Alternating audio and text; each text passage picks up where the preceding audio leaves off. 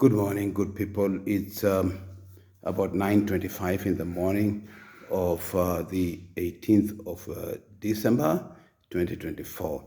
Um, it's 2 days ago that, uh, actually 2 nights ago, that my mother passed on 17th of December 2015.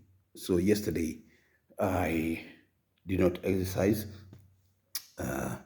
in memory of my mother, and also to recover from the rigorous exercises that I've been doing. You must give your body time to recover. So it's 9 years since the loss of my mother, and 46 years since the passing on of my father. My father passed on when I was a young boy.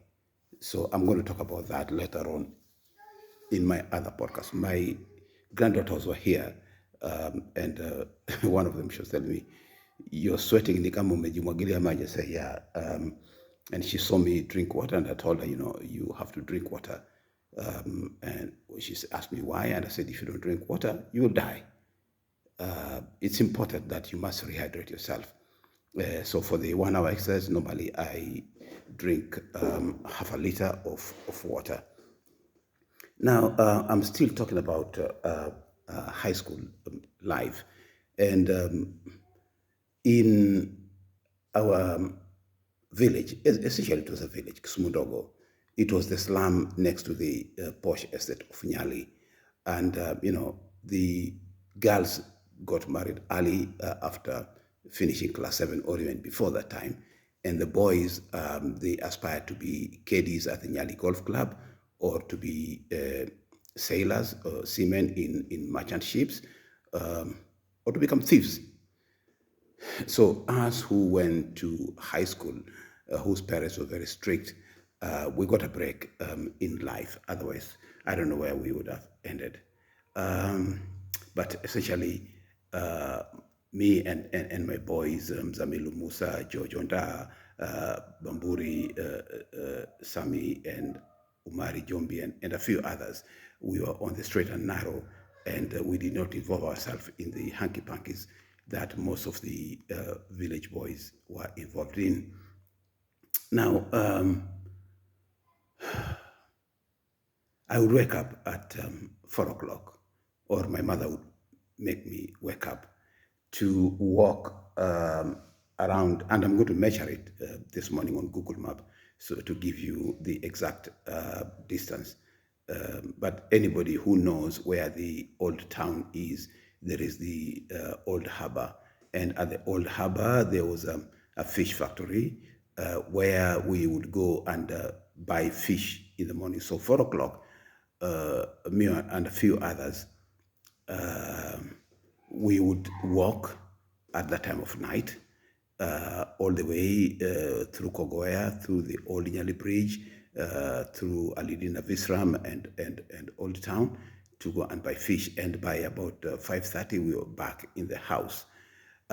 Before embarking on that, I would have woken up to wait for the vehicle that was distributing milk. Milk either used to come from Kilifi Dairy or Pwani Dairies. There was no KCC during those years.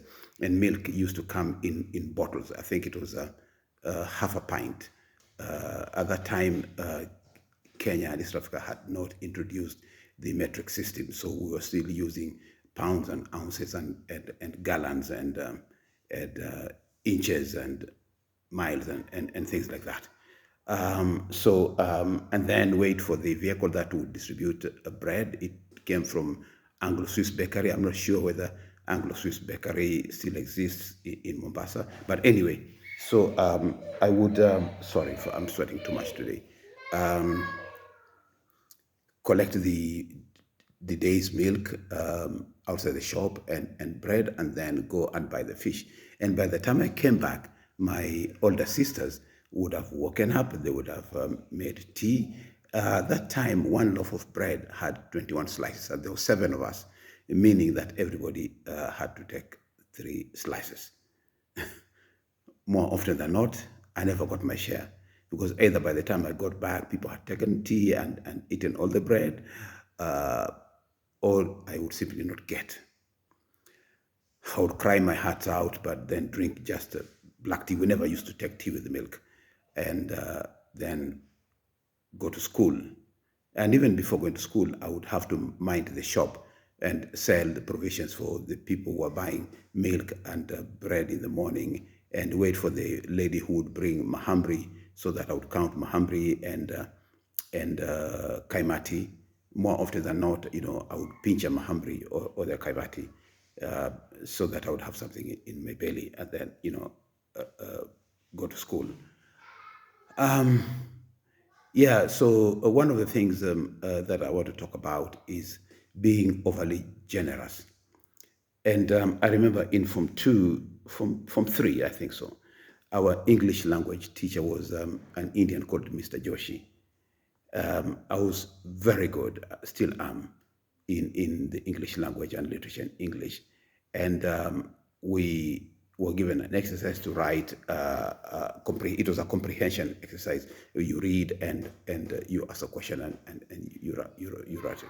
The guy who was sitting next to me, the student who was sitting, was called Patrice Njuguna. After I finished doing my exercise, he said, "Ebu kitabu yako," and I gave it to him. I didn't care. And he copied word for word my comprehension answer. And then he just made sure that when we were taking the books to the teacher, he put his book on top of mine. So Mr. Joshi started marking the books in class while we were still in class. The lesson was going on. And he gave Patrice, I think he was called Patrice, or Patrick, I don't remember. He gave him an A. And when he read mine, which was the next book, it was word for word, and he canceled it and he said, "Copy it." Trust me, I cried. I cried, and when I went home for lunch that day, my father asked me why I came back for lunch, if I was given money, and I just kept on crying. He said, "What's wrong?" And I told him that a teacher gave me a 0, that I had copied and I had not copied. That was the first and the only time that my father came to school. So he came to school, and the teacher was called, and I asked that they check my book and they check Patrick's book for previous exercises. And lo and behold, Patrick was a C student and I was an A student. So they canceled his, they gave him a 0, and he was punished. I think he was suspended for some time. And I felt pretty good. So from that time, I never used to give people my answers to copy until college. Yeah, we would sit in the exam room. I would write my answers on full scraps of paper and give it to my neighbors to copy. That would be a story for another time. And if I forget that, please remind me to tell you that story. So anyway, that was life in school. As I said, I took up sports in high school, long jump and swimming. Long jump didn't take me very far. I just took part in the inter-house competitions in our school. But swimming, I took part up to the provincial level swimming championships, but I didn't win anything at the provincial level. They were pretty good swimmers in high school. So I didn't get any prizes in high school. So that is how life was until we sat for our exams in 1974, the East African Certificate of Education, EACE, East African Certificate of Education, and School Certificate. It was a joint exam for the 3 East African countries of Tanzania, Uganda, and Kenya, and they were marked jointly. And the results, when they came out, I think in January, February, they were published in the daily newspapers, especially the Daily Nation at that time. So you couldn't cheat anybody because they just went there and, ESC results, Technical High School Mombasa, Division 1, Division 2, and Division 3, and so on and so forth. And then you either went to Form 5 or you got something else to do. So I'm going to talk about that tomorrow. So bye for now.